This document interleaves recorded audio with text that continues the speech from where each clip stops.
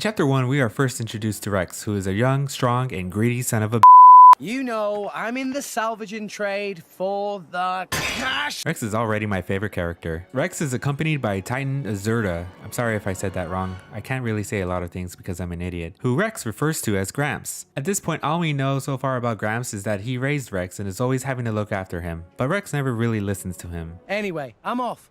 You can take a nap while you wait. Hey, come back here, will you?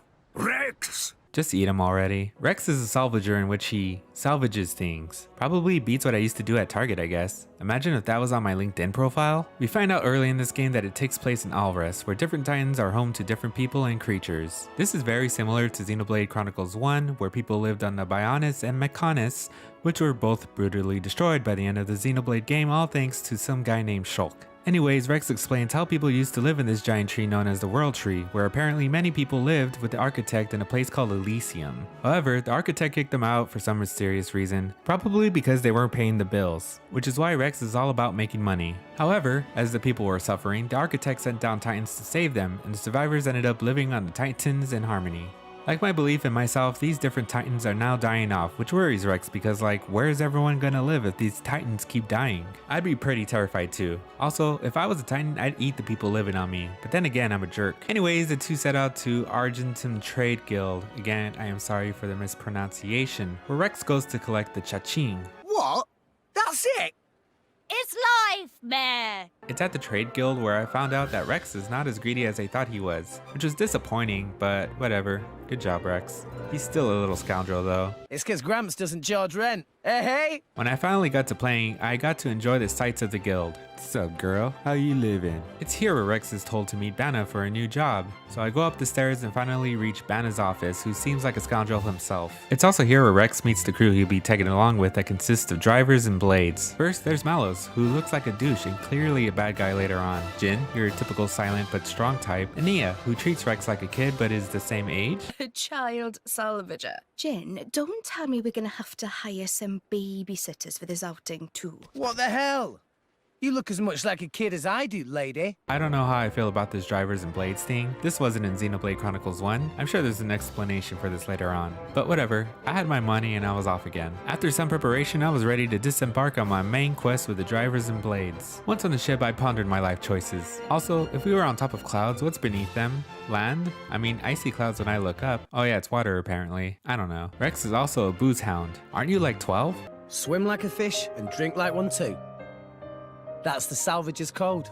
Man, I was born in the wrong dimension. Rex and Nia have a moment and Rex shares how he becomes a salvager in order to find a way to Elysium. It wasn't long until I had to suit up, which I already was, and we began to use floats in order to have a sunken ship reach the surface. It was finally time to board the ancient ship. You know something's clearly going to go wrong on this ship, and I was right. Luckily I knew what I was doing. I did play Xenoblade 1 after all. Trouble, I see. Once on board the ship, it wasn't long until I found myself in more trouble. Fighting is similar to Xenoblade 1, but something I noticed was that I couldn't move while auto-attacking, which is kind of lame. Also, you can only use 3 arts at a time, plus a special. As a seasoned veteran, I felt invincible, and I could never die, and damn it. After vanquishing the Megalo Aligo, I reached a door that had Adam's crest, which apparently only Rex can open. This meant the drivers I was with weren't really humans. This explains why Jin probably wanted Rex to accompany them, and here I thought he was a swell guy. I'm sure later on in this chapter he's really nice to Rex. Finally, the door opens, Rex walks ahead of the group and comes across a girl in a tube. True to Xenoblade, there's also a gigantic sword right in front of Rex. Rex is drawn to the sword like I am to selling my plasma for money. Hopefully Jin sees this and congratulates Rex for his courage. Huh?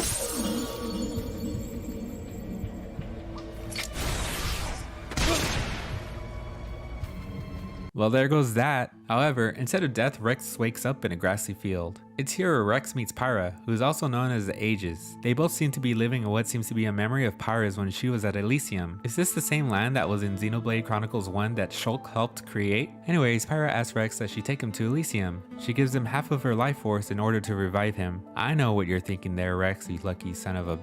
He thus becomes the driver of the Ages.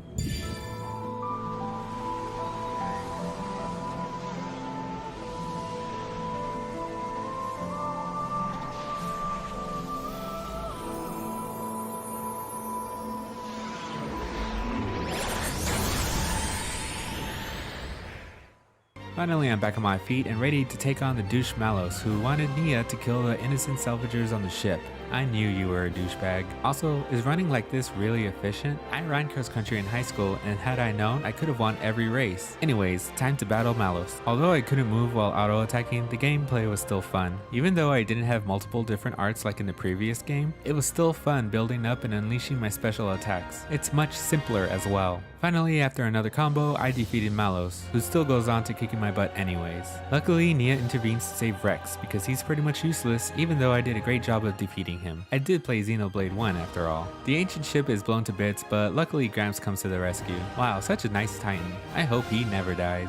Apparently Jin, Malos, Pyra, and Gramps have all met before, and I'm just sitting here with my controller like WTF. Chapter 2 starts off with poor Pupunin being scolded by Banin after losing Rex and gang. I can Pupunin not even die properly. At this point, Pupunin is my spirit animal. After Bana is done castrating the poor guy, Bana calls up local scumbag Degol, who from the look of it also seems to be miserable with his life. Man, I'd really fit in with these guys. It seems Bana can't get good help from anyone these days though. And blubbering about core crystals on unsecured line? Is Dougal some kind of idiot? Anyways, let's put these two to bed for now and wake up to fresh and yeah. That's one way of waking up, I guess. Rex and Pyra have been separated from Gramps, Nia, and Dromark. I don't see why Rex is so worried. It's not like they'd kill off Gramps this soon in the game, and son of a Injured, Rex. How awful.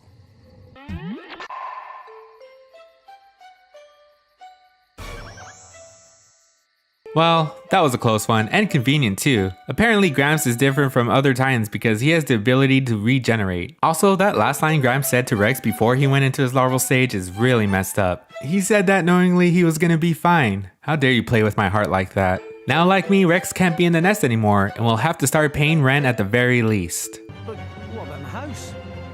Do I have to live in the streets? Perhaps this is an opportunity to fly the nest.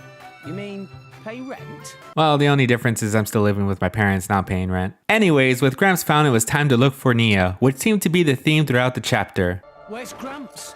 And Nia? Can't we eat later? I want to find Nia and Dromark as soon as possible.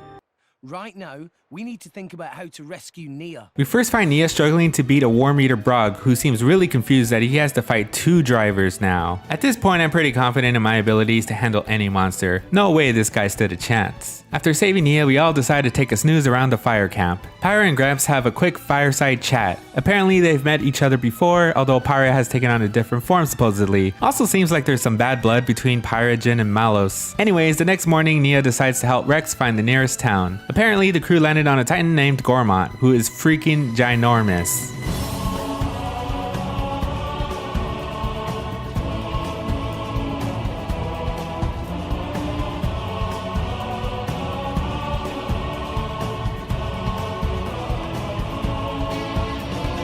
Nia leads everyone to Torrigoth. It's also here where she finds some bad fan art posted on a bulletin board and fails to see the resemblance. Bloody hell is this? Don't tell me this is meant to be me. Wow, it really does. Oi, watch it. I must say you look a little different from your poster. A little different. Whoever drew that should be the one in jail. In Torrigoth, we learn how blades come into existence. All someone has to do is touch a core crystal, and if they have the aptitude, the core crystal becomes a blade. How does this happen? No one knows for sure. But what I do know is that this would definitely happen to me if I tried.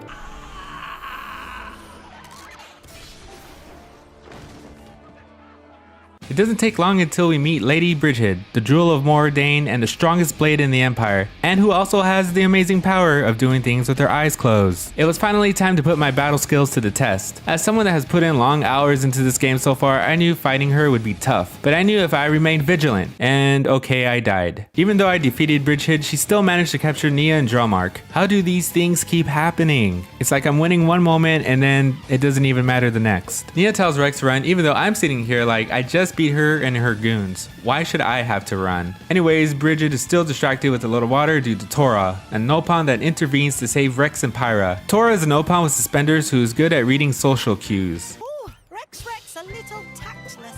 And isn't good at reading social cues? She heavier than Tora for sure. Torna is also the creator of Poppy, an artificial blade constructed because of Torna not having the aptitude of being a driver. Also, he is a big pervert apparently. Or is it his daddy pun? Or Grampy pun. Maybe Torna is my spirit animal. In this chapter, we are introduced to Special Inquisitor Morag. Probably got that title due to people constantly inquiring about her fashion sense. Morag is interested in reports of who Nia has been traveling with, but unfortunately for her, Nia is too smart to give the names of Rex and Pyra and... Rex and Pyra. Well, that was easy. Damn it, Nia. Anyways, after much rest and a hearty meal, the crew finally goes out to save Nia, who is being held on board a Titan battleship. One of my favorite moments in this chapter is when Rex is unable to pull Pyra onto the ship. He gets a good scolding for calling Pyra heavy. Also, Poppy really freaks me out, you guys. Anyways, Casanova and the rest of the crew finally climb onto the Titan battleship and commence the search for Nia and Dromark. After almost killing Dromark, Nia's blade houses locate his driver. After another battle, we finally saved Nia, which meant I finally had a full team to play with. Gone were the days of being a 1-2-man team. On the way out, the group is confronted by Dougal. I kind of feel bad for him at this point. No way he could stop me though. Unfortunately, I'm ashamed to say I had some few close calls with this dirtbag, but I ended up winning the battle anyways. After beating him, I thought I was in the clear. However, Morag shows up at the last moment to try and stop them. Dromark tells the gang that Morag is the most powerful driver in the Empire and wielder of Brigid, the most powerful blade of the Empire. So together they're like ultra powerful. Good job, Rex. Also, by that logic, does that mean if I defeat both of them here and now, every other enemy from the Empire will be weaker? Should be smooth sailing from here. Morag gives a little history lesson explaining how 500 years ago during the Aegis War, the Aegis pretty much destroyed 3 Titans. Supposedly Morag is still trying to prevent something like that from happening again, but Rex isn't having any of it, so fighting is inevitable. In the end, I was able to defeat the Inquisitor. And is it just me, or does it feel like Morag had a lot of time to move out of the way here? Due to Morag's ineptitude, Rex and the gang were able to get away. Nia decides she's going to take off again, but Rex makes an impassioned speech about finding Elysium and that he can't do it alone. Also, what the heck is Torna doing? This is a serious moment. Rex physically shoves Torna out of the way. After the speech, Nia settles on staying with Rex. Thank goodness I don't have to sleep with one eye open with Poppy around. Rex shares one more awkward moment with Pyra, which equates to all my interactions with women everywhere, ending chapter 2. In chapter 3, we are introduced to Akos, a 4-eyed know-it-all who I can't wait to beat up, and his blade Abrona, who apparently has a lisp. Easy to act smug when hindsight's on your side. Shut your mouth, Abrona. With the help of Akos, Jin and Malos are able to locate where Pyra is. They also discover that a shipment of core crystals is headed to Indol, which Jin says that he would take care of. Don't do anything too reckless.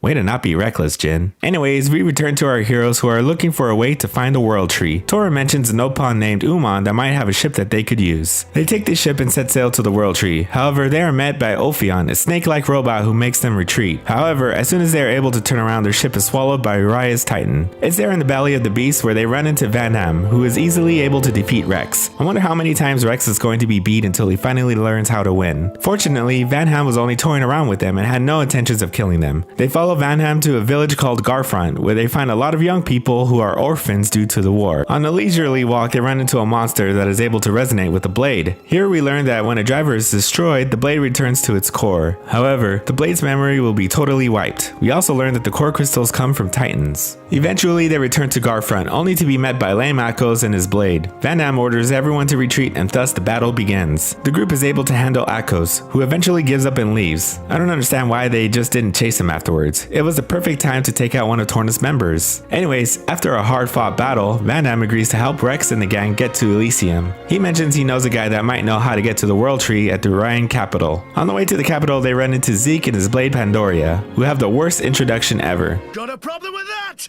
Then come at me, and don't hold back! What? Is this guy for real?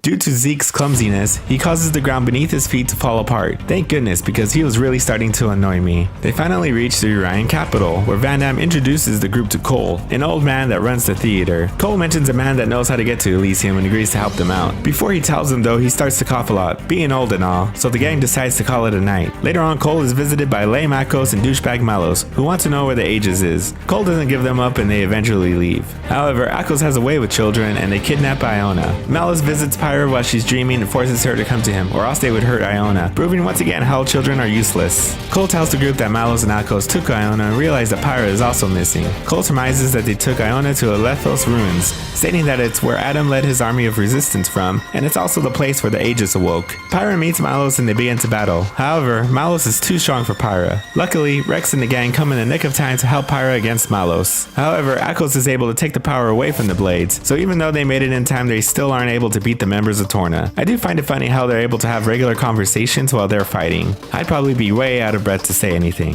Van Damme is watching this the whole time and finally decides to intervene. I really like Van Damme. He's full of wisdom, crazy strong, and always happy to help Rex. He has so much to teach the kid, and I can really dig him being a mentor for Rex throughout the entirety of the game.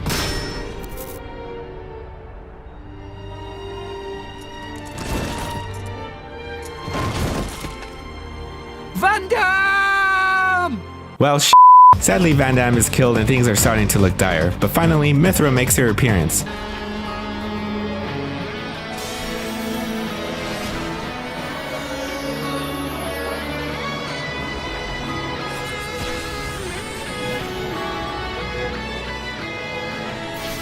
Mithra is her true form and tells Rex that she's not Pyra, and that Pyra is actually just a different self that she constructed. Anyways, you can always rely on characters getting new powers to beat their enemies. She uses this crazy robot in space that sends beams of energy to destroy her targets. Together, they are able to beat Malos and Akos, and Abrona is destroyed and returns to her core. Malos and Akos decide to beat it, while Rex finds a very dead Van Damme. Anyways, that's how Chapter 3 ends. Chapter 4 starts off with a blast of what seems like the destruction of Torna.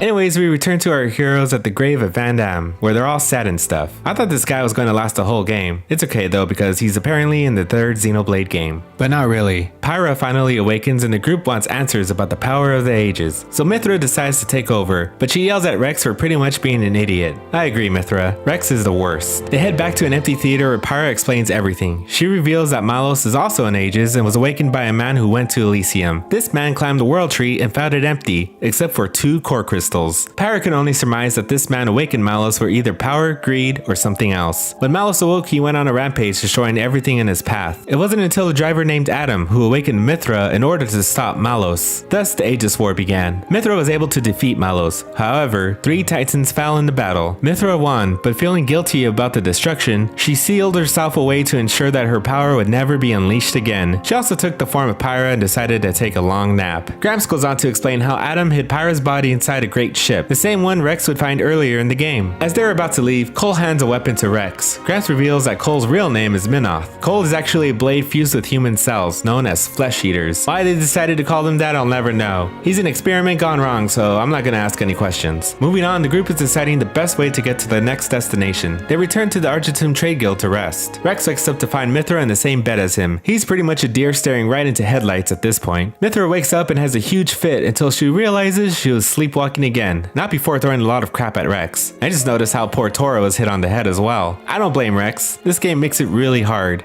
Pervert. Aw, look at Dromark with his little nightcap. Morag reports to Emperor Niall, who she considers as a brother, about the Aegis and Rex. Niall's blade Aegeon tells Morag about the shipment of core crystals that were destroyed. Morag blames herself because she let Nia escape, but Niall says not to fret about it, and informs her that the Senate had continued the excavation of Judicium. This is most likely due to the shipments being destroyed by Torna. Niall seems like a cool dude. I hope he never dies. After this, nothing really happens other than a quest resonating with Rock, which seems more like a side quest. Anyways, glad to have you back, Rock. The gang finally make it to the Empire of Morardain. Trouble. Tora runs into Mui Mui, an old assistant of his grandpappon. The remainder of this chapter is basically Tora's arc. Mui Mui sends them to a hot springs where the ladies take advantage. Trouble, I see. Now's the part of the game I had to make sure that my door was locked, or else my mom would ask questions like, what the heck are those things? I was surprised to see Poppy in the water, but then she explained why and I was like, oh. Then Mithra came and I was like, whoa. Actually, nothing really happens here other than Nia telling Mithra that she has a nice bod. Nice bod you've got there.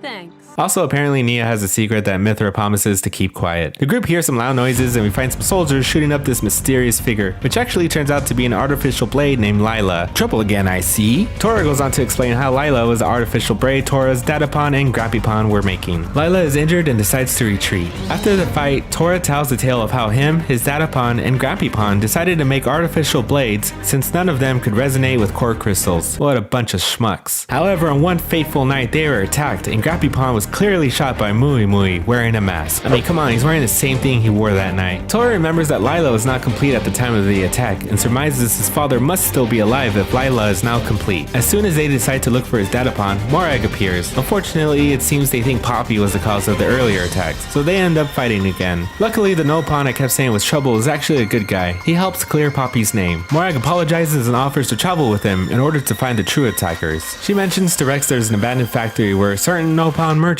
may be hiding. Rex guesses that it must be Bana. The group heads to the factory, but on the way there they run into Zeke and his blade again. The conversation pretty much goes the same way as before, except... Did I what? You've got a lot of nerve, you one-eyed monster. Nia, you do know one-eyed monster usually means... Huh? Means what? It's, Mithra, why are you blushing? Shut up! I like how Nia is the innocent one here and Mithra is aware of the meaning. Anyways, instead of a cliff collapsing, Zeke is almost crushed by a huge boulder, which ends up knocking them out cartoonishly far. We now see that Mui Mui is treacherous. It's through his conversation with Bana that we learn they are working on creating ether furnaces to sell to Torna. Mui Mui was under the impression they would go to Roderick from the Imperial Senate, but Bana is going where the cash is. The gang enters the abandoned factory and finally find Tora's Datapon, being forced to help with the production. They're able to finally save him from the clutches of Bana's forces. They attempt to escape but are met by Mui Mui, that treacherous son of a Mui Mui fails to capture them, but Bana comes to his aid with Lila. Bana is confused about some stuff, so hence another battle. In the end, Poppy ends up winning. Just as Poppy is about to destroy her, Tora's Datapon steps in to save Lila, explaining that he wants her alive because it's the only reminder of his Datapon, Susu. Bana loses control of her and everything ends in a very dramatic manner. I'm very proud of you, sister. Poppy. Bana becomes enraged and he and Mui Mui make a hilarious yet epic escape.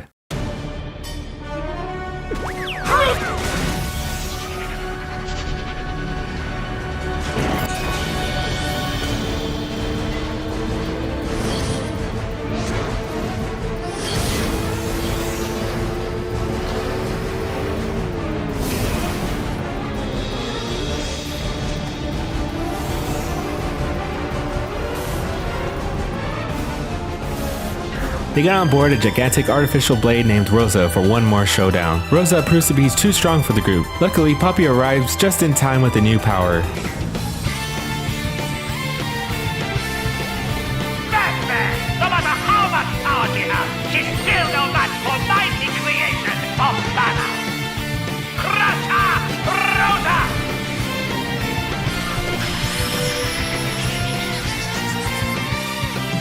With Poppy's new move, they are able to finally defeat Bana. However, he's able to escape again. The group follows them only to be intercepted by Petroka and Mikhail, whatever. The other drivers from Torna. They intend on killing Nia and capturing the Ages. A new battle begins. Morag joins the fight, however, to help the gang and work on a plan to defeat them. The plan ends up working and Mix and Petroka's blades are destroyed. In a last-ditch effort, Petroka looks like she's waiting for an ultra attack, but is stopped by Hayes, who is hiding behind some boxes apparently waiting to make her move. Petroka and Mick decide to flee and jump onto the Monoceros that somehow kept quiet the whole time. The chapter ends with Jin looking at some girl named Laura trapped in ice. Chapter 5 begins in the past where we find Laura sparring against Adam with their blades, Hayes and Mithra supporting them. Jin, the master chef, interrupts them for supper time. It's kind of crazy seeing this group come together. It's the OG group that started 500 years ago during the Ages War. It's also kind of sad seeing Jin get along so well here when later on he becomes your enemy. The nice heartwarming moment doesn't last long as they learn of Malos's intent to attack the capital. Fan tells Rex that Praetor Malthus requests an audience and Rex is like, no way. They also learn that the Praetor is the driver of Malos and everyone is like, no way. It's also revealed that Amalthus is Colt's driver as well and Nia is like, no way. Man, there are a a lot of revelations in the first few minutes of this chapter. Now we return to the for real present where Mythra is talking to Fan. It seems Fan doesn't have any recollection of who Mythra is or that her real name is Hayes. Mythra leaves and decides to go back to her room. Pyra communicates with Mythra asking if she noticed Hayes' core crystal's shape. Mythra noticed and mentioned it's not a normal resonance. Clearly, something is up.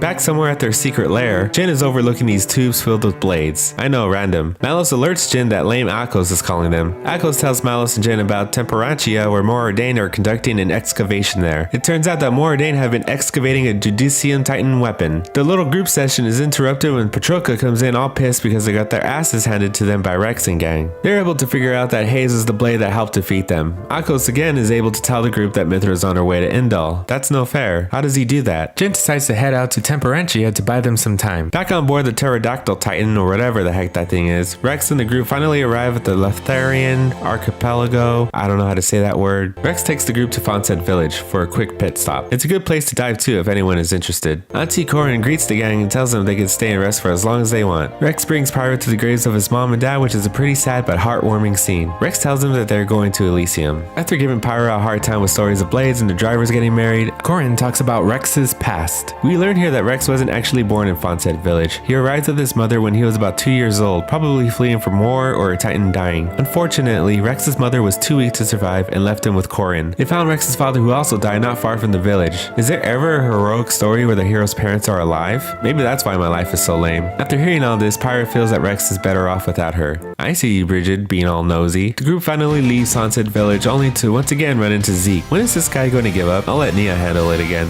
You know what? No thanks. I don't pick on idiots. Although I will say something is different this time. I don't know if it's because I'm finally getting over COVID or Morag seems to know who this is and decides not to participate in this fight. Anyways, I'm hoping this guy is still no issue and man, this is a tense moment. What a shame. Looks like the illustrious Flamebringer won't be helping you this time. Thanks for the concern and all, but maybe you should be worrying about yourself. Big tree to your right, big rock to your left, and a cliff right behind you. Which one's gonna get you this time, eh? Not today, furry ears. Check this.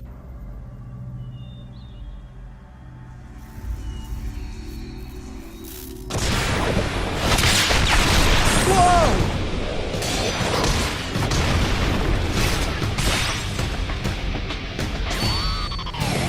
We find out this guy is really strong. His name is Thunderbolt Zeke, Tantal's most powerful driver and its crown prince. As always, I win the fight and Zeke turns out to be a good guy. Oh, that's so sweet. So I'm a good guy now, is that it? Am I wrong? Touche, Rex. Unfortunately, it seems that the only issue with this guy is that he has all the bad luck. Oh my god, he's dead! Finally, the group reaches Indal, but Mythra is not impressed. Sure, because they're trying too hard.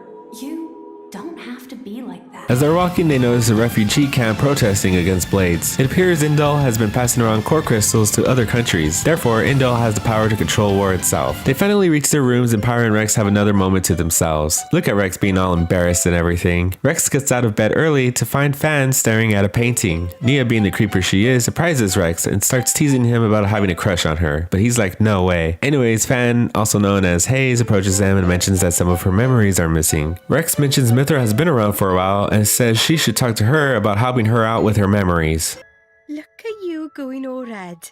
I'll tell Pyra, I swear. Nia is the best. In the meantime, Pyra and Bridget are also having a moment. She hands Pyra a journal that preserves her memories. Bridget is fortunate that her records are kept safe and passed down as imperial treasure. Most blades are not often able to recall their memories of their past lives when they are resonated with the new driver. Bridget tells Pyra she should tell him everything and hits her with a reality check. If you can't do that even for him,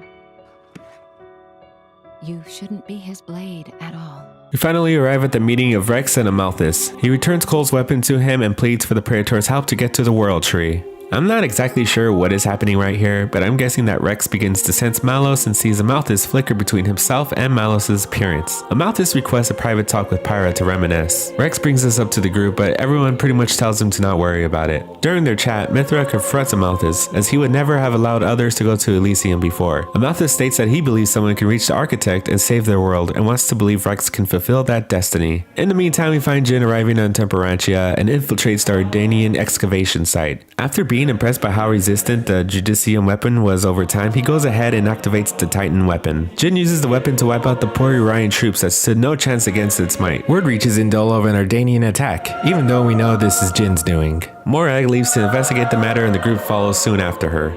Morag confronts Senator Roderick, who swears it wasn't him that fired the shots. Mithra steps in wondering who stands to gain if war broke out between the Orions and Ardanians. Of course it has to be Jin and the rest of Torna. Rex offers to help as a way to compensate for a water tower they broke back in Gormont. Fan also wants to tag along. Zeke volunteers to bring himself as well just because of the fun of it. The group finally arrives at Temperantia. Here they behold the destruction left by Jin. As they begin to discuss their battle plan, Morag warns that the beast is extremely volatile and that the only way of subduing it is to cut the ether cords in order to restrain the beast. Fan will stop the Titan, allowing everyone else to jump onto its back. As soon as they make it, they run into an independent defense mechanism. Way to go, Morag. The group is able to destroy the defense mechanism, but it isn't long until they are met by Jin. Mithra questions why Jin, who was a pacifist during the Aegis War, would be set on his current goals, to which Jin replies by accusing Mithra of being his catalyst, having sacked the kingdom of Torna during the Aegis War and causing the death of Laura. Jin then reveals himself to be a blade, revealing an unnatural blood-like core crystal. Although Jin is weakened, he's still able to put up a fight and ultimately kills Fan. It's pretty heartbreaking, especially if you play Torna the Golden Country and see how much these two have been through. With their death, Jin is finally able to set her free. Jin then becomes angry over the fleeting nature of Blade's memories and how they can't pass down their memories like humans. It's because of these characteristics that have allowed humans to enslave Blades, which motivated him to become his current self. Jin explains that if the party had seen the last state of humanity, they would understand his logic. Just as Jin is about to attack the party, his crystal starts reacting, having a negative effect on him. Akos arrives, and he and Jin escape as the beast's defense mechanism is briefly reactivated. After the battle, Rex laments how he, despite now being a driver of the ages, is still as weak and useless as before, being unable to save Fan's life. Unfortunately, the destruction caused by the Titan weapon sparked immediate tension with Uriah and Moradane, which is halted only by the arrival of the Indal Titan, ending the chapter. Chapter 6 begins with Jin protecting a young Laura from her abusive and criminal stepfather who was harassing her. Jin cuts off the dude's arm and tells Laura that he will protect her from now on. Jin wakes up with Malos hovering around. Malos tells Jin to stop putting his life at risk, swearing he would make his dream come true. Malos gets all philosophical and wonders if his actions are really his own, or is it the will of somebody else. Malos continues and asks Jin if he's really here, and that he himself doesn't really know where he's at. That's pretty much the story of my life. Almathis calls a meeting between himself, Queen Rakura, and Emperor Nile to discuss the supposed attack of the Ardanians against the Urians. Also present are Morag, Zeke, and Nira. What a cool hat he has. Meanwhile, Patroka, Meg, and Akos are waiting nearby. It's revealed through their conversation that Jin wants to kill the architect. None of them can make a move, however, until the path of the World Tree is open. Nile offers to settle since the weapon did belong to the Ardanian forces, but Rakura wants more. Almathis chimes in that they already know who's at fault, saying that Torna is behind the attacks. Rakura is in disbelief, but Zeke, serving as witness, swears the truth. Nira confirms that ex-chairman Banna supplied Torna with what they needed. Almathis also informs the queen that Malos has reappeared, to which again she is in disbelief. Man, this queen is really falling behind. Mithra reveals that Malos wishes to reach Elysium to recover and destroy all of humanity. Following the meeting is Fan's funeral, as the depressed Rex looks on. Even though it's a sad moment, I did enjoy Mithra and Nia's dialogue, where Nia is suggesting that Mithra wants to be clingy after saying that leaving Rex alone was more of Pyra's idea. Actually, letting him be was more her idea than mine. Really? Pyra's? Get out. So wait, you're saying you want to go be clingy or what? I'll burn you.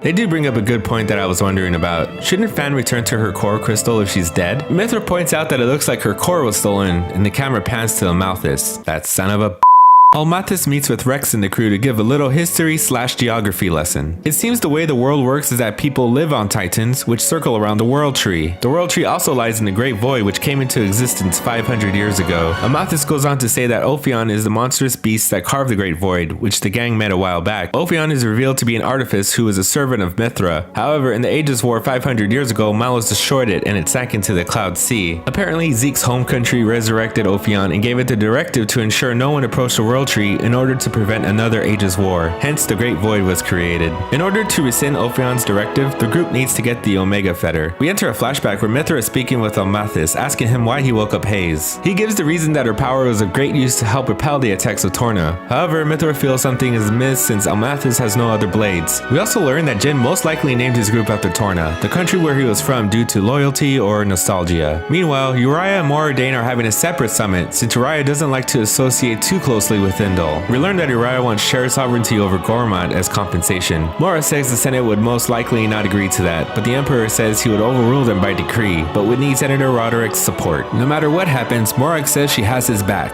Nira with his cool hat enters the room with some dire news. Apparently, Bana is still up to his old tricks and planning an assassination attempt at the summit. That sick son of a and here I thought he was cute and cuddly. Mora comes to the party to see if they would help out, and as usual they decide to give a helping hand. The party believes the food may have been poisoned and took out all the chefs. However, Pupunin shows up basically saying they killed the wrong people. Suddenly a loud explosion is heard in the distance. It looks like Rosa makes a comeback even stronger than before with Bana inside, threatening the queen and the emperor. Sadly for Bana, he loses once again, but doesn't want to surrender, so instead he self-destructs Giga Rosa, taking himself out. Emperor Nile commands Aegeon to generate a protective barrier which protects everyone except for the emperor.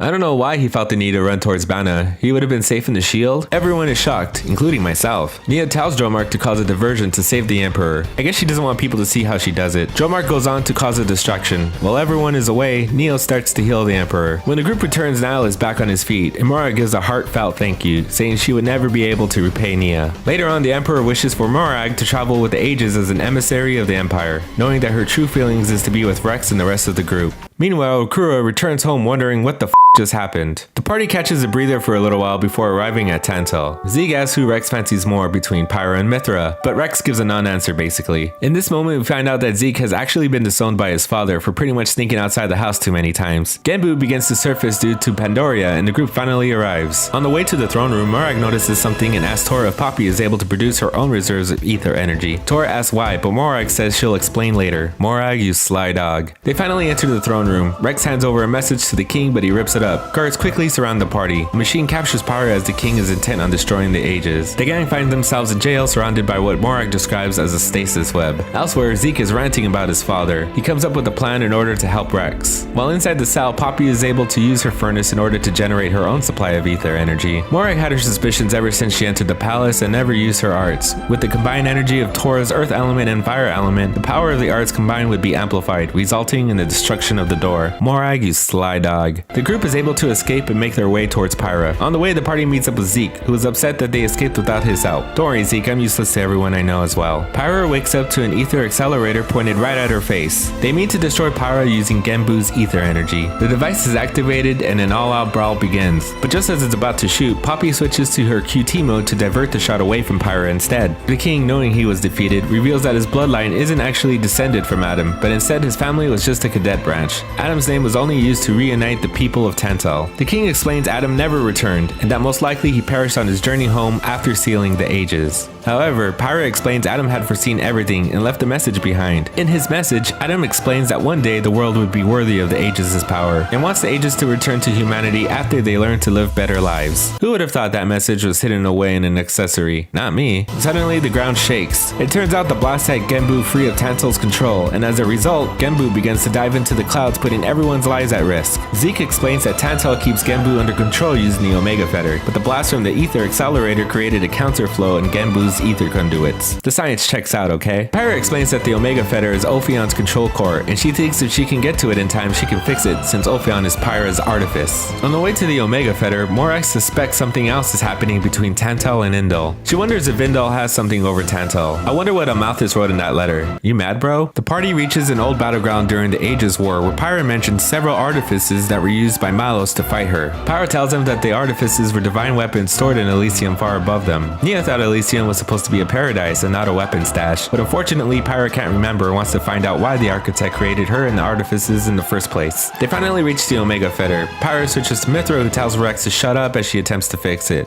Well, can you fix it? Shut up. I'm sorry.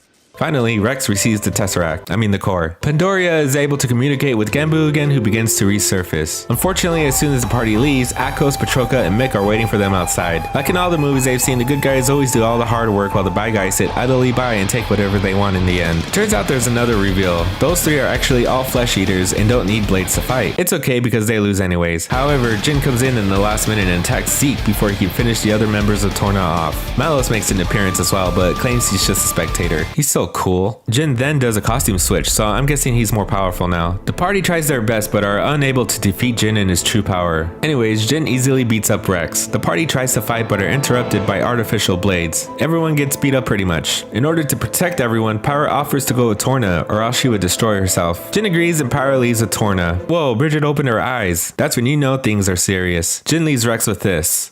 But you're just a fool. A pitiful, childish fool.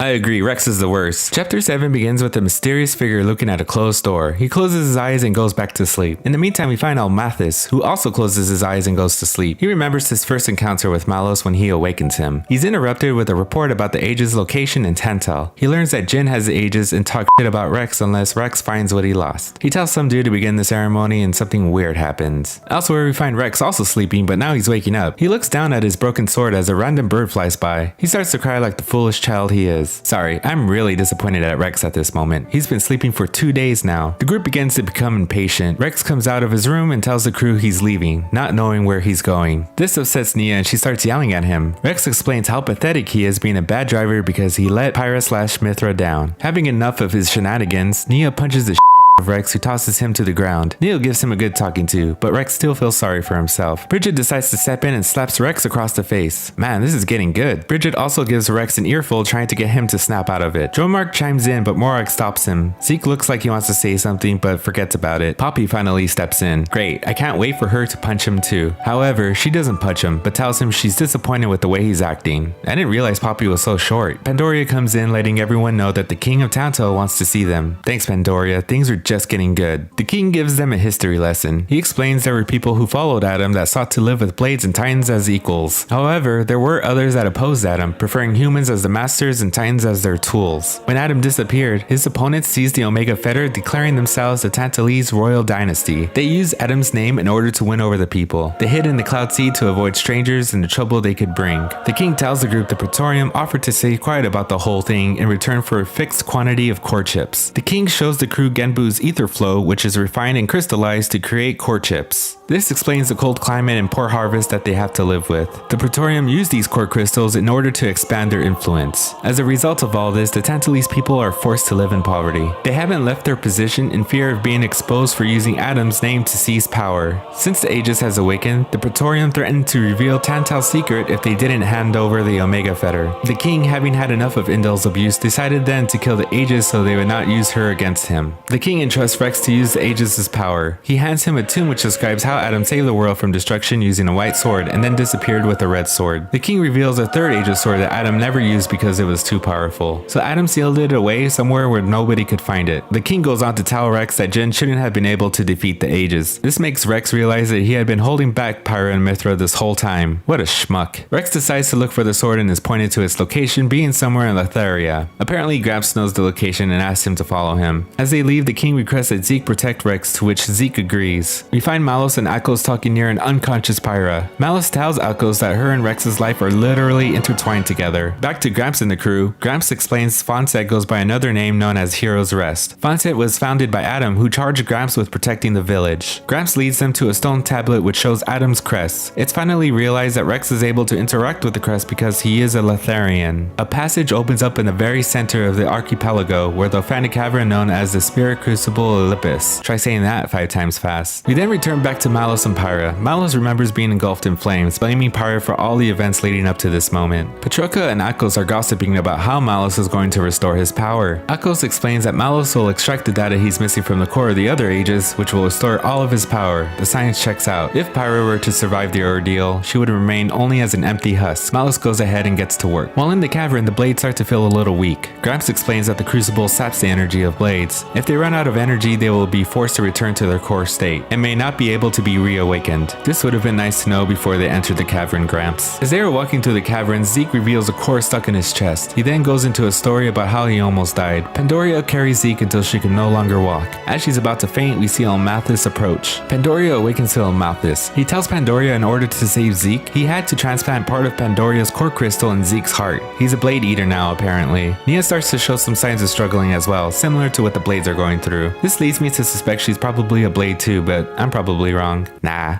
I'm never wrong. The crew decides to take a rest. As they're resting, Nia starts talking about her life. She tells him that her father was really important back in Gormont. She also had a sister who was really frail. Even the best doctors couldn't save her, and her dad eventually lost his money and status. Nia's sister died not long after that. Nia begins to remember a conversation with her father, who says she has a life within her now, and that her sister's life is tied to Nia's. He wants Nia to refer to him as father, and she obliges. In another scene, we find Nia crying due to her father's death. As she's crying, she finds her dad's core crystal on the floor, which happens to be Dromark. Nia finishes her story by telling Rex that she began running from the Praetorium, calling her a flesh-eating blade. She's locked away only to be saved by Jin, who decided to take her in. The group reaches a dead end with Adam's seal and are surrounded by dark figures resembling Adam. As things are looking bad, Nia finally reveals herself as a blade.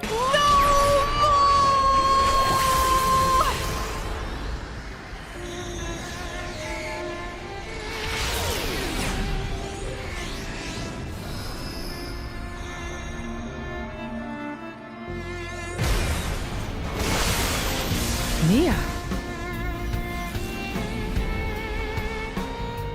She explains to Rex that she is no longer burdened and finally free. She's also no longer afraid of who she is. She ends up telling Rex that she loves him, and Rex is all like, what? The fight continues on between the crew and the Dark Atoms. Rex comes in and protects Nia at the last moment, telling her that he loves her as well, and loves everybody else too, putting her in the friend zone. Finally, Rex and the gang defeat all the Dark Atoms. Adam's voice tells Rex that he has been waiting for someone like him for a long time. Rex is transported to Elysium and finds Adam. Adam thanks Rex for bringing him to Elysium as he's never been there before. Adam asks Rex what he wants: wealth, power, or dominion. Rex denies all three, but if he had to pick, he would choose power in order to protect everyone he knows. What a schmuck, I would have chosen all three. Adam tells Rex he has the power to accept her in her true power, meaning the ages. He tells Rex once he's able to take on the weight of all the fear she carries, only then would he become the true driver of the ages. Rex finally snaps out of the vision and proceeds to unlock the white sword. However, as soon as he grabs the sword, it turns into dust. Everyone is shocked, but Rex is okay with it, saying it wasn't about getting the sword, and they already have everything they need. They make it outside and take a breather. Rex complains that Nia should have told him that she was a blade. Nia was like, nah. Rex tells him that they're holding Pyra at the cliffs of Moritha, also known as the land of the dead. In the next scene, we find Mick trying to flirt with Patroka but fails. He is working on the Torna warship known as Marsanis, rating it for non-mortal opponents. Patroka tells Mick that the food is ready and he goes on to tease her. Geez, get a room, you two. The crew finally reaches the cliffs of Moritha, which is a rotten titan. It turns out that the place is a shortcut to the world tree. The group pushes on to look for Pyra. In the meantime, Malos is trying to take away Pyra's memories. Pyra is running away as fast as she can, but she can't escape Malos. I called him a douche before, but he's actually pretty cool. I feel like I can go clubbing with the guy. Like, he has a lot to teach me. While he's attempting to destroy her memories, he came upon another artifice. Malos calls forth Ophion, who attempts to kill Malos. Malos pretty much laps it off and attacks it back in order to reprogram it. Rex and the gang finally reach Malos. He talks trash to Nia, and Nia's like, psh. Malos continues to talk trash and attacks them. The crew assaults Malos, but to no avail. Malos' attacks actually destroy anything that it touches. Nia steps in to use her power to heal the blades, and the fight continues on. Nia does a special attack that makes Malos gain a lot of weight. It's pretty epic, but we all know that's not going to stop him. Malos is defeated for a short time. The group then runs into Jin, explaining they already have everything they need from Pyra. Malos joins in. See, I told you he's alive. He's so cool though, explaining that it would take more than that to destroy him. Malos says Pyra betrayed herself as an Aegis due to the bond she formed with Rex. Malos tosses Pyra to Rex, who then starts talking about not understanding Mithras and Pyra's feelings and that he was stupid. Don't worry, Rex, you don't need to tell us you're stupid. We already know that. Malos then makes a mistake, like every other bad guy,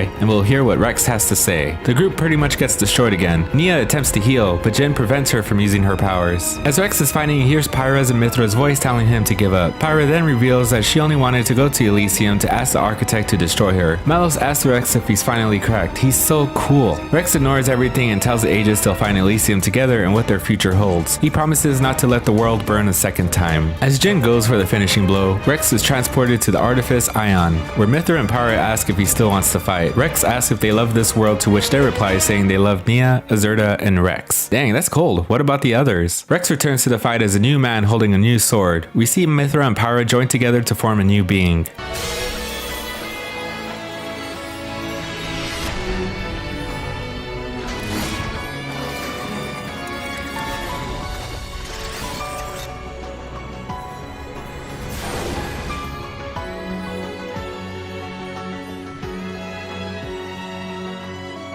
She gives Rex a new costume so we can assume he's more powerful than before. Aw, I think it's cute that they made outfits to match. They go on to defeat Jin and Malos with their newfound powers. When in doubt, just get new powers to destroy your enemies. Malos lays out their goals to destroy the world, destroy humanity, and destroy the architect. To achieve this, Malos wants to go to Elysium to activate the ultimate artifice, Ion. Malos then summons Ophion to attack the group. However, Siren comes in the nick of time to save them. The two continue to have an epic battle. Ophion deals a blow that destroys the cliff and everyone falls, ending the chapter.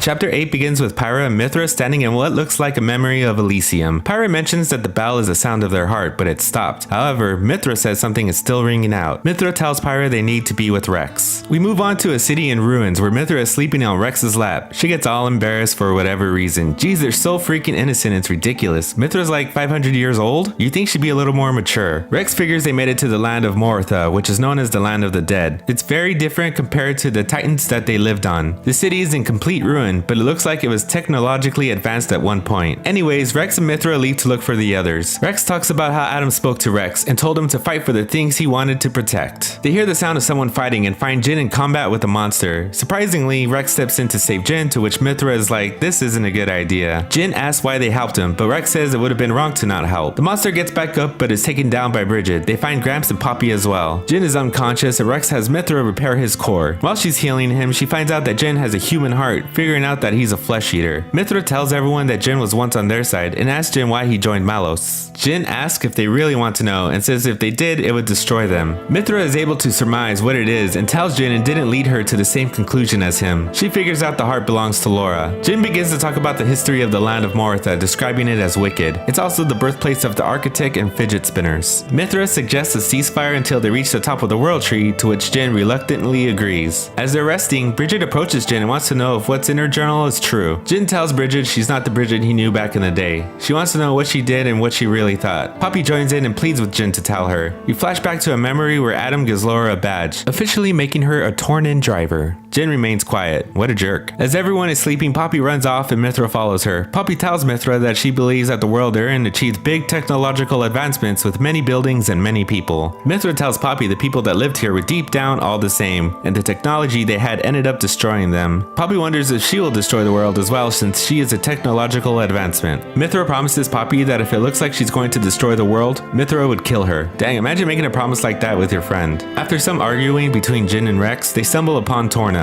Elsewhere we find Petroka, Mek, Akos, and Malos traveling through the Cloud Sea. They're able to make it out and arrive at the land of Mortha as well. Malos isn't impressed and tells them that humans used to live here, and that Alrest is going to suffer the same fate. Mek questions if Jin wants to destroy everything, like in everything.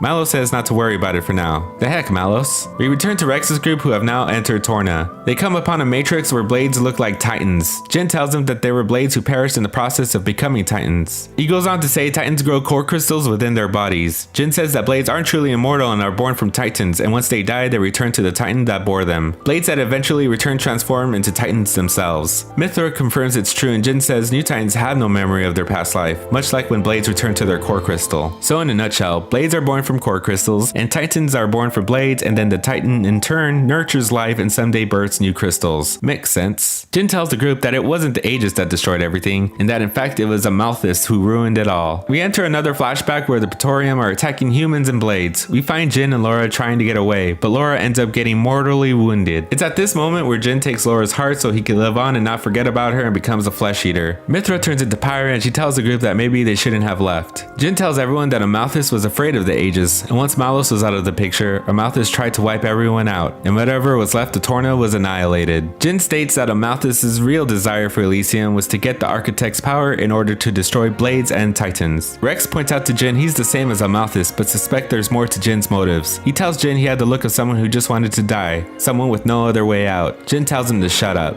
The monster notices the tension in the room and decides to step in. Just as Rex was about to attack the monster, the other members show up in time to help out. Everyone makes it out only to run into the Tornans. The Torna members are like, why is Jin with them? Akos receives an order not to attack the group. They end up trying to attack anyways, but Jin stops them. They pick up Jin and go ahead and leave the group. Whack. As Jin is leaving, he tells Bridget that she's still the same blade he met all those years ago. What a nice guy. Gramps tells Rex that Jin and Malos must be destroyed and that it's Mithra's and Pyra's unavoidable fate. Doesn't Rex realize he's falling behind the group? Meanwhile, Emperor Nile receives news that their Titan's temperature is increasing with its age. Time is running short for them and they must leave the Titan soon. The group witnesses the Great Void disappearing with the loss of Ophion. They finally approach an artificial tower where they take an elevator to go up. We cut to Jin in a glass case of emotion and exits. Malos tells Jin he can die when they're done with their mission. Jin then tells Malos he will keep his promise, and Malos tells him that he better not get sentimental. We return to the group who are traveling up the world tree. Rex talks about how Amalthus hates everyone and how he must have known that the Titans have been dying off over the last few centuries. Rex then recalls a time when he felt like he was talking to Malos when he was talking to Amalthus, and that they want the same thing. We now enter another memory, but this time of Amalthus when he was a child. His mother pushes him off a cliff, as with any mom should do with her child. He comes across a camp where he finds his dead mother. He picks up a rock to kill the human, the villain's origin story. In the next scene, we see Indol appear from the Cloud Sea and begin to attack the Marsanis. How the Marsanis is surviving this onslaught is beyond me. They begin to counterattack and engage the enemy forces. Jin and Malos meet up with Mick, who tells them he can drop them off at the boundary layer. Jin asks Mick to protect Laura. Jin gives the order to fire up the blade bots and thus the battle begins. Inside the world tree, the group are surprised to see that everything inside is man-made. Nia asks the blades if they ever wanted to extend their lives. Bridget says the idea of living on without Morag does not appeal to her. Pandoria pretty much feels the same way about Zeke. Pyra wonders why she has to keep on living forever. However, it's different now due to meeting Rex and everyone else. She also seems content with the idea of being happy to close her eyes with someone special by her side. Aww. The group goes out to view the battle. Somehow all that firepower from Indol still hasn't destroyed the Tornan warship. That is one tough ship, I tell ya. We enter another memory of Amalthus standing by Malos. Malos destroys a huge army making their way towards them. Amalthus looks pleased. That sick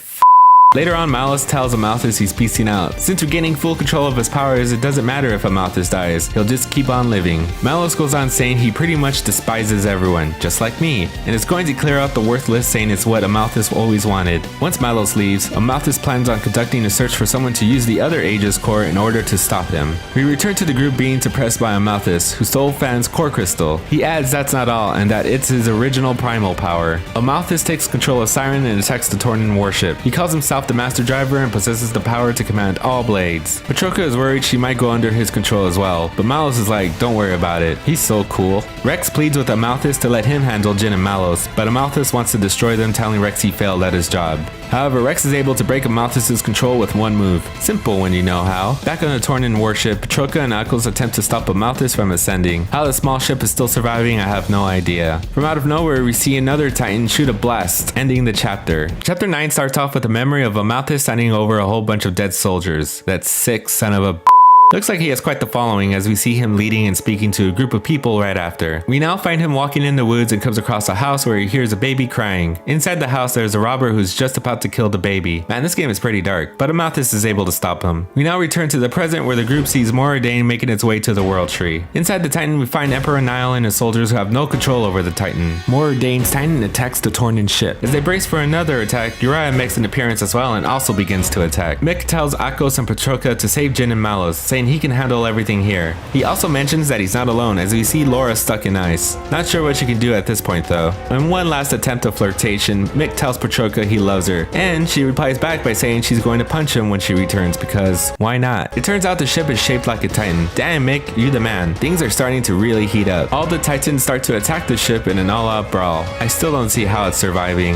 The Emperor calls for an evacuation of Moradane in hopes for Morag to save them and the entire world. Mick makes a call to Amalthus, revealing to him that he's a blade eater and can't control him. Mick continues on to fight Indol in his epic Titan warship. He's so cool. Rex comes up with a plan to smash some pillars in order to stop Amalthus from controlling the Titans. In order to get there, Poppy must carry Mithra and Rex. Amalthus realizes what they're trying to do and starts firing like crazy. Siren is called upon and successfully destroys the pillars, releasing control of the Titans. A blast comes towards the group, but Mick blocks the shot. He goes on to explain how he hates humans, but wonders if things would turn out differently if the ones he loved were still around, referring to the old group he was with. Mick charges Indol to do one last attack. However, Indol charges up for one more blast and ends up destroying him. We return to another memory where Amalthus and Zeke are talking. Amalthus asks Zeke if he's ever taken a life, to which he replies no, and never saw the need for it. He considers killing anyone is a sign of weakness. Amalthus then replies that he must be weak. Zeke asks if he hates humans, but Amalthus only responds that he hates the world he lives in. Kind of like me. In the present, Zeke asks Rex if he likes the world. Rex says yes, although there's always room for improvement. Zeke then follows up asking Rex if he likes people. Rex says yes again, explaining that life's taking the good with the bad. Such a nice outlook, Rex, because I hate everyone. Jin and Malos are taking a nice, peaceful stroll. Jin decides to stay behind, saying that he's waiting because he was told to wait. He sees a vision of Laura, so I'm guessing she told him or he's losing it. Malos whispers something I have no clue about. We return to a memory with Jin where a stranger talks to him about knowing him previously. He mentions a house to which Jin travels to. He finds a picture of himself with a group of people and finds a journal. He finds entries written by himself from his previous life, wondering if he will be the same person as before. He wants to ask the architect who he truly is. Laura comes in and Jin hides the book from her. The group finally reaches Jin. Jin wonders if the world truly has a will of its own, and if it did, would it choose Rex or Malos? Mythra wants Jin to let him pass, but he will not allow it, saying that he made a promise to fulfill Malos' desire. As they're fighting, Jin questions Rex why he uses the Aegis power for mortals. Rex says he wants to use it to get to Elysium, but Jin argues that humans would just ruin it, making it into another Mortha. Rex says he won't allow that to happen, that even if he's not around anymore, someone else will be there to pick up the mantle. Rex shows a great appreciation for the life cycle of blades and is even a little envious. Rex says he knows the answer of why the world is the way it is and wants to double check with the architect. Pachoka and Akos make their way towards Jin, who tells them to stand down. Jin explains there's nothing left now and that they have done all that they had to do. Pachoka asks for Nia's help to heal Jin. Suddenly, Pachoka is struck by a tentacle. A Malthus clearly on steroids has finally made his appearance. He pretty much explains how he used all the cores he gathered and cleansed in order to juice himself up. A Malthus questions the group, asking is it not the purpose of the Aegis power to erase worthless things from existence? This is very similar to his and Malos' conversation a long time ago. Pyra/Mythra realizes that Malos is so intent in scouring the world is due to a Malthus, to which he replies, so what? A Malthus goes on to say how mankind will never change and decides to destroy everything. Akos, in a fit of rage, attacks a Malthus. However, he grabs a hold of him. The group tries to save him, but they are unable to stop a Malthus. A Malthus kills Akos by taking out his heart. Rex steps in to protect Jin from a Malthus, and hence another battle begins. The group ends up beating a Malthus. However, he has enough power to attempt to try to take the group out. A Malthus goes on a rampage explaining that all the cores belong to him. In a last-ditch effort, Jin uses all the power he has in order to kill a Malthus. I don't know why a Malthus is just waiting in the back. He should have attacked when he had the chance. Jin ends up sacrificing his life in order to finish off a Malthus. In his last moments, a Malthus is touched by a hand as he screams out that he misses his mother. Jin then disappears soon after. We are sent back to a memory where Malos meets Jin in an alleyway. Malos introduces himself and reaches out to shake Jin's hand, ending the chapter. Chapter 10 begins in a flashback to the year 20-something as we look at the first low-orbit station known as Radamanthus,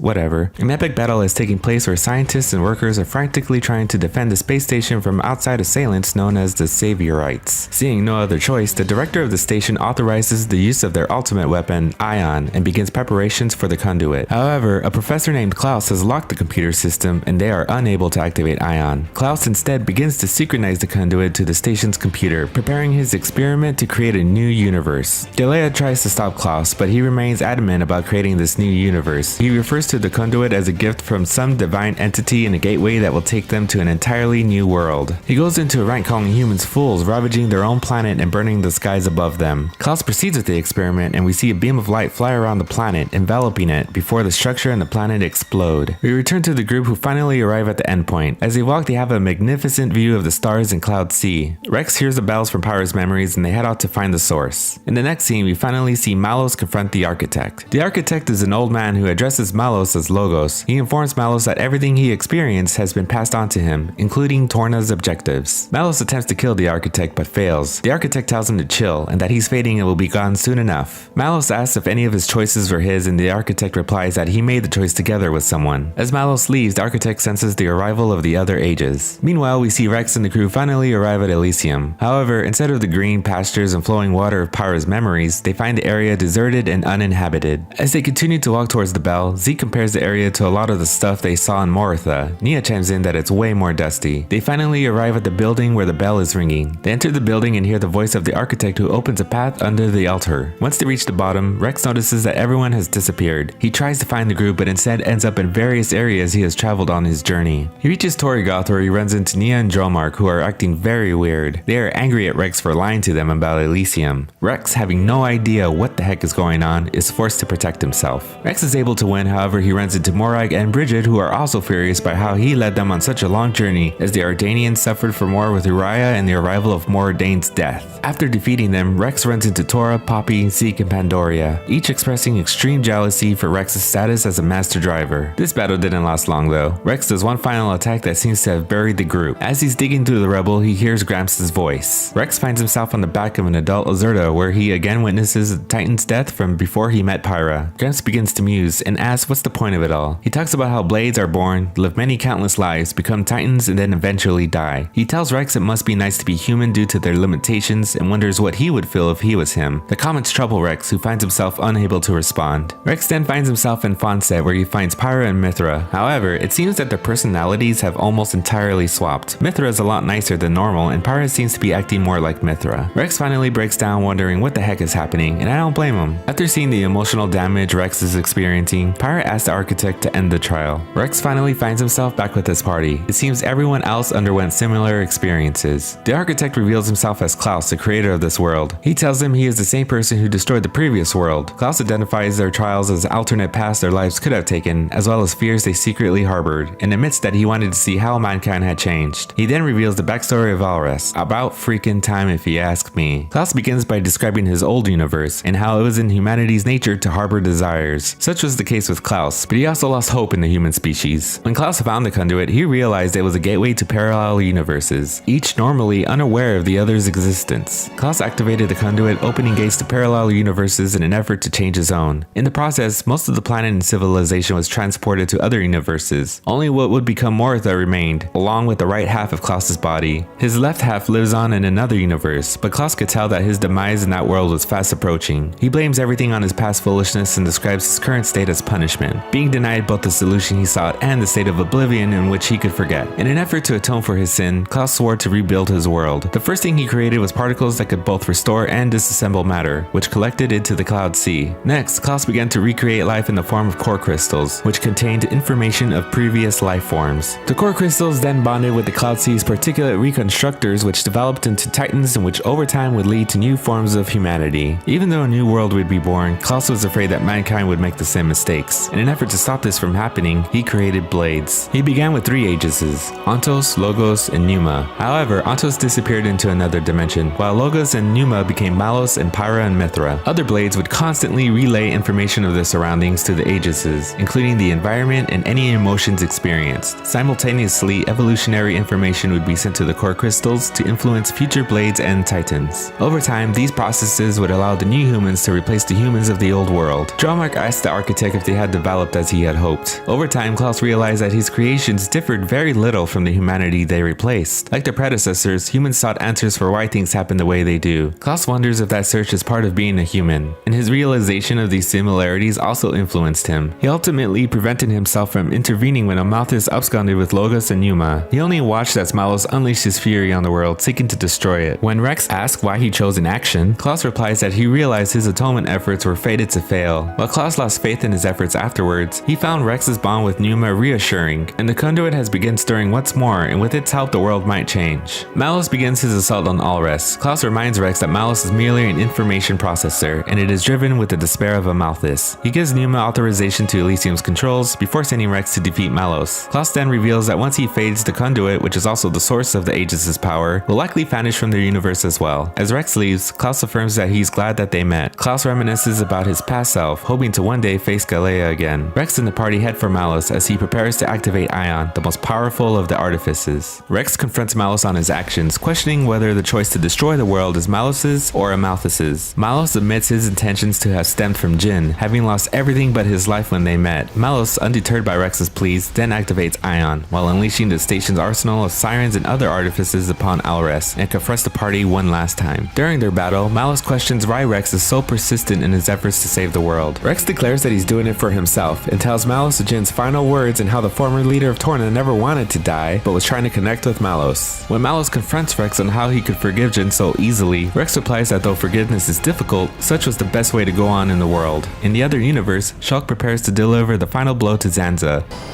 Today, we use our power to fell a god, and then seize our destiny!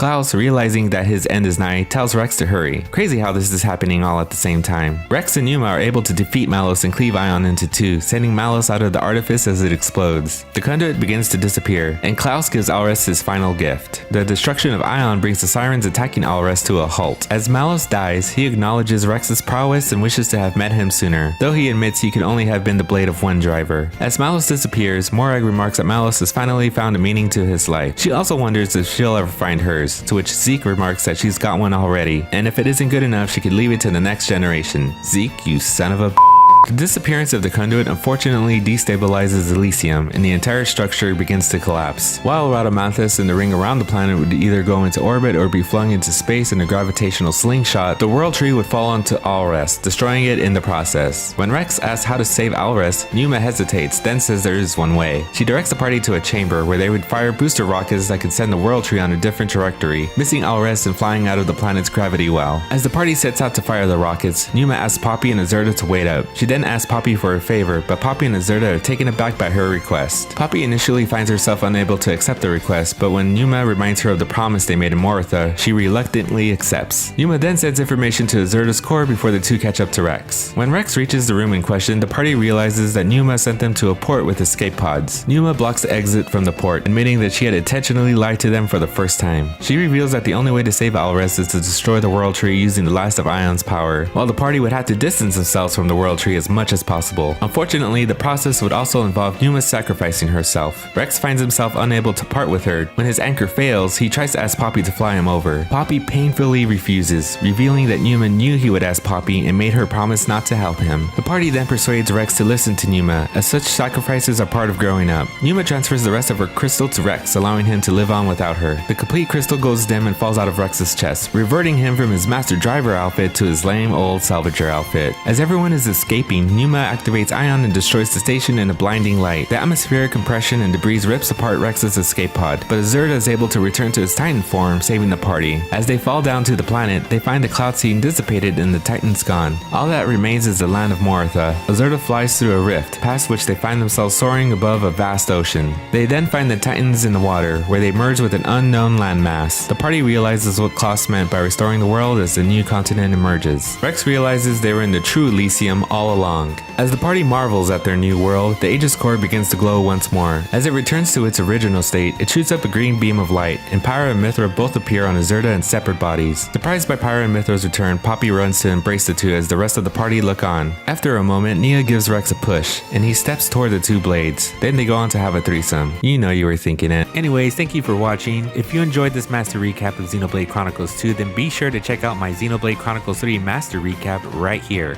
See you in the next one.